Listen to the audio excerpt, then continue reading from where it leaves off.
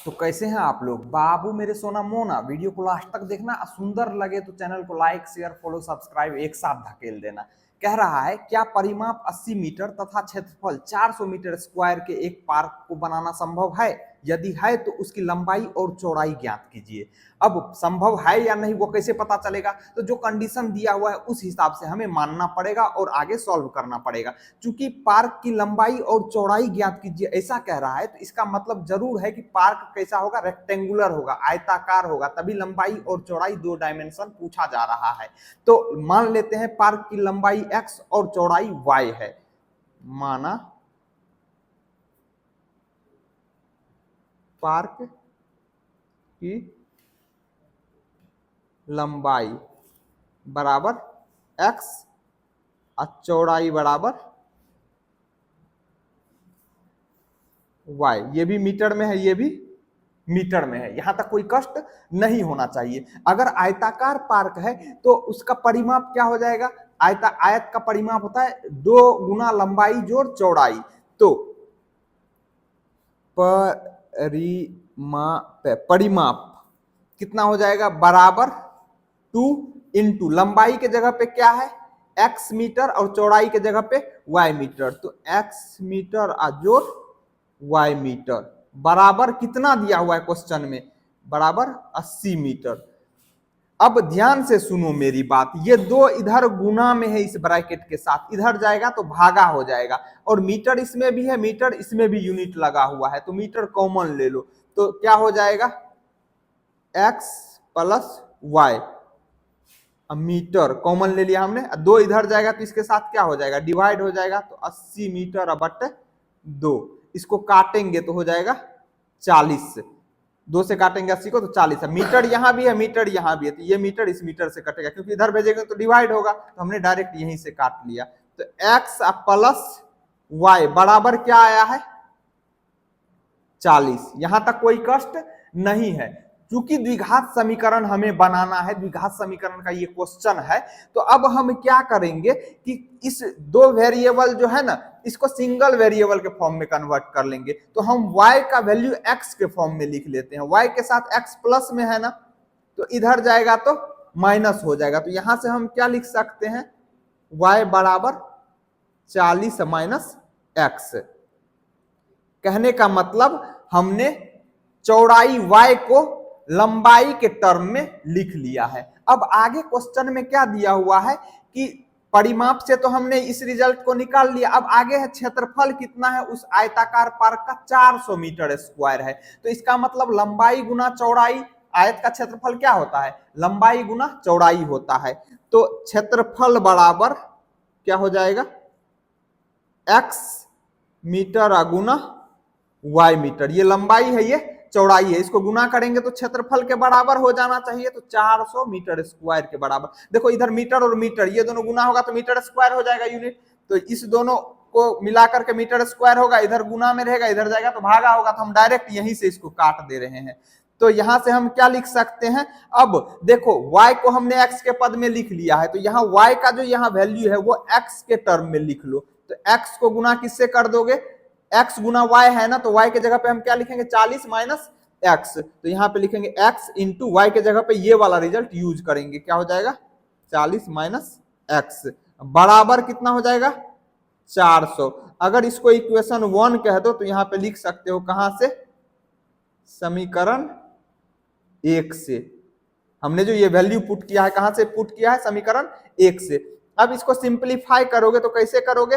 ये x इस bracket के दोनों टर्म के साथ गुना होगा, तो 40 को x से करोगे कितना हो जाएगा? 40x। अब फिर x को माइनस x से करोगे तो कितना हो जाएगा? Minus x square. 400 RHS में है ना, प्लस साइन के साथ LHS में लाओगे तो माइनस हो जाएगा, माइनस 400। अब RHS में कुछ नहीं बचा, मतलब 0।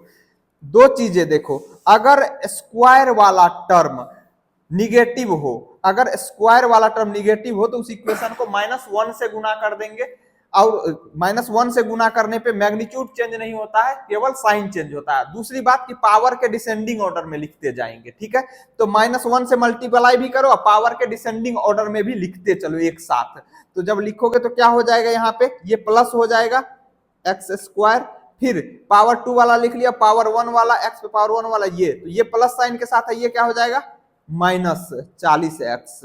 और फिर ये माइनस में ये क्या हो जाएगा +400 बराबर 0। क्यों हुआ, हमने दो काम किया, एक काम तो इक्वेशन को -1 से गुना कर दिया, और दूसरा काम क्या किया हमने, दूसरा काम किया कि पावर के वेरिएबल पे पावर के डिसेंडिंग ऑर्डर में लिखते गया, ताकि द्विघात समीकरण का स्टैंडर्ड फॉर्म जो होता है ax² + bx + c = 0 इस फॉर्म में आ जाए, जहां a का वैल्यू 0 नहीं होना चाहिए, क्योंकि द्विघात समीकरण का स्टैंडर्ड फॉर्म क्या होता है, ax² + bx + c = 0, जहां x² का कोफिशिएंट 0 नहीं होना चाहिए, मतलब वेरिएबल पावर 2 का जो कोफिशिएंट है वो 0 नहीं होना चाहिए। अगर ये 0 हो गया तो फिर द्विघात नहीं बचेगा ये।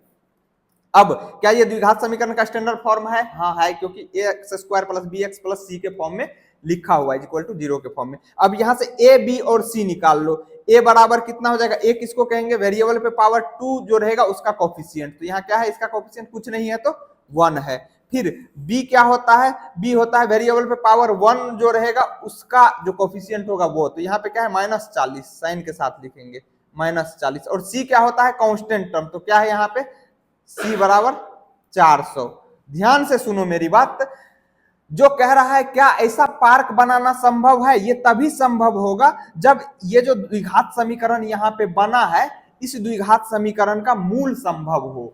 अगर इस द्विघात समीकरण का मूल संभव होगा तो ये जो कंडीशन दिया हुआ है वो कंडीशन पॉसिबल होगा, मतलब ऐसा पार्क हम बना सकते हैं। तो कैसे हम चेक करेंगे कि इसका मूल संभव है या नहीं। अब आओ मेरी बात ध्यान से सुनो, ये खोपचे वाली चीज आपको याद रहना चाहिए। जिस भी क्वेश्चन में मैं खोपचा बनाता हूं ये आपको याद रखने के लिए चीजें होती है, पूरा थ्योरी मैं इससे रिलेटेड डिस्कस करता हूं। हम क्वेश्चन नहीं रखने के लिए बैठे हैं, कॉन्सेप्ट सीखने के लिए बैठे हैं। आओ मेरी बात ध्यान से सुनो। अब अगर कोई द्विघात समीकरण का स्टैंडर्ड फॉर्म लिखा हुआ है ax² + bx + c = 0, जहां a का वैल्यू 0 नहीं होना चाहिए, तो वहां से हम a b और c निकाल लेंगे। a b और c क्या होगा, स्टैंडर्ड फॉर्म में जो x² का गुणांक होगा वो a कहलाएगा, x का जो गुणांक होगा वो b कहलाएगा, और c कांस्टेंट टर्म कहलाएगा, ठीक है। और उसके बाद हम b² - 4ac निकालेंगे। अगर इसका वैल्यू 0 से बड़ा आ गया तो दो डिफरेंट तथा रियल रूट होंगे या सॉल्यूशन होंगे, इंग्लिश में रूट्स बोलते हैं, हिंदी में दो असमान तथा वास्तविक मूल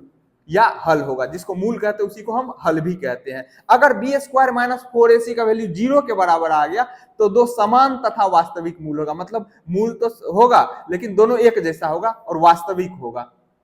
अगर b² - 4ac का वैल्यू 0 से छोटा आ गया तो कोई वास्तविक मूल नहीं होगा। फिर जो अगर इस केस में b² - 4ac निकालते हैं 0 से छोटा आ गया तो हम कह देंगे जो कंडीशन दिया हुआ वो पॉसिबल नहीं है, ऐसा कोई पार्क संभव नहीं है। लेकिन अगर इस दोनों में से कोई केस बन रहा है तो फिर हम मूल निकालेंगे, और जो मूल निकलेगा मतलब जो यहाँ पे x का वैल्यू निकलेगा वही इसका लंबाई और चौड़ाई निकालने में हमारी मदद करेगा। तो आओ पहले हम b² - 4ac का वैल्यू निकालते हैं। लेकिन आगे एक और बात, अगर इन दोनों में से कोई केस बनता है b² - 4ac का वैल्यू या तो 0 से बड़ा हो या 0 के बराबर हो, तो हम मूल निकाल सकते हैं। और मूल निकालने का डायरेक्ट फॉर्मूला होता है मूल बराबर -b + -√b² - 4ac / 2a।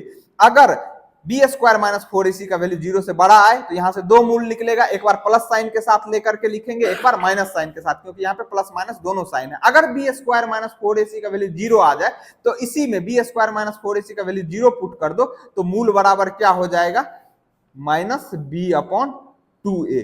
ये हो जाएगा मूल कब, जब b² - 4ac का वैल्यू 0 आ जाए। जब b² - 4ac बराबर 0 आ जाए तो मूल का फॉर्मूला डायरेक्ट ये हो जाएगा -b / 2a। इसी में रख दो वैल्यू 0 तो यही बन जाएगा -b / 2a। अब आओ इस पे, यहाँ पे हमें b² - 4ac का वैल्यू निकालना है। b² - 4ac निकालो, b का वैल्यू कितना है -40, तो -40 का स्क्वायर -4 गुना 4ac में क्या रिलेशन, ये तीनों आपस में गुना में है तो a का वैल्यू 1 है 1 और c का वैल्यू 400 है तो 400। अब सिंप्लीफाई करो तो कितना हो जाएगा, माइनस पे पावर इवन हो तो वो प्लस में कन्वर्ट हो जाता है, 40 का स्क्वायर मतलब 40 गुना 40 तो ये हो जाएगा 1600। अब माइनस यहाँ पे गुना करो 4 चौके 16, 1600, 1600 में से 1600 घटाओगे कितना हो जाएगा 0। तो b² - 4ac का वैल्यू कितना आया है 0 आया है। तो इसका मतलब क्या है कि पार्क बनाना संभव है, पार्क बनाना संभव है। अगर बी स्क्वायर माइनस 4ac का वैल्यू 0 से छोटा आ जाता तो हम कहते हैं पार्क बनाना संभव नहीं है। अगर संभव है तो हमें लंबाई और चौड़ाई निकालना पड़ेगा। तो इस समीकरण का मूल निकालो पहले। कैसे निकालोगे? क्योंकि बी स्क्वायर माइनस 4ac का वैल्यू 0 आया। अगर बी स्क्वायर माइनस 4ac का वैल्यू 0 आता है तो मूल बराबर क्या हो जाएगा? मूल मतलब जिस वेरिएबल में, उस वेरिएबल का वैल्यू x में है तो x बराबर क्या हो जाएगा? Minus b by 2a। तो क्या हो जाएगा? x बराबर माइनस बी अपॉन 2a। ये फॉर्मूला लगाएंगे तो माइनस, फॉर्मूले में है माइनस और b का वैल्यू कितना है? माइनस 40। तो माइनस 40 ध्यान रखोगे, ये माइनस फॉर्मूले वाला है और ये b का वैल्यू भी माइनस में है तो 2 माइनस आ जाएगा अपॉन 2। a का वैल्यू कितना है? 1 गुना 1। तो बराबर कितना हो जाएगा? माइनस माइनस 2 साइन लगातार तो गुना हो जाएगा, माइनस माइनस प्लस। 40 में 2 से भागा लगाओ तो कितना हो जाएगा? 20। तो x का वैल्यू आया है 20। अब x का वैल्यू तो 20 आ गया। मेरी बात ध्यान से सुनो, अब हमें y का भी तो वैल्यू निकालना पड़ेगा क्योंकि लंबाई और चौड़ाई दोनों चीज निकालना पड़ेगा। 2 डायमेंशन है लंबाई और चौड़ाई। तो यहाँ पे हम y का वैल्यू कैसे निकालेंगे? तो यहाँ पे इक्वेशन 1 में देखो, यहाँ पे रिलेशन दिया हुआ है ना, y बराबर 40 माइनस x है। तो देयरफॉर y बराबर कितना हो जाएगा? 40 माइनस x बराबर 40। x का वैल्यू कितना निकाला है? 20। तो 40 माइनस 20 बराबर कितना हो गया? 20। अब x क्या था हमारा? पार्क की लंबाई बराबर x मीटर, पार्क की चौड़ाई बराबर y मीटर। तो यहां पे लिख दो देयरफॉर लंबाई क्या था? x मीटर बराबर x का वैल्यू कितना आया है? 20। तो 20 मीटर। और चौड़ाई कितना था? y मीटर बराबर कितना हो जाएगा? y का वैल्यू भी कितना आया है? 20। तो 20 मीटर। उम्मीद करता हूं आपको सॉल्यूशन सुंदर लगा होगा और कॉन्सेप्ट भी समझ में आया होगा। अगर सच में ऐसा है तो चैनल को लाइक, शेयर, फॉलो, सब्सक्राइब एक साथ धकेल दे। फिर मिलेंगे ब्रेक के बाद, तब तक के लिए नमस्कार।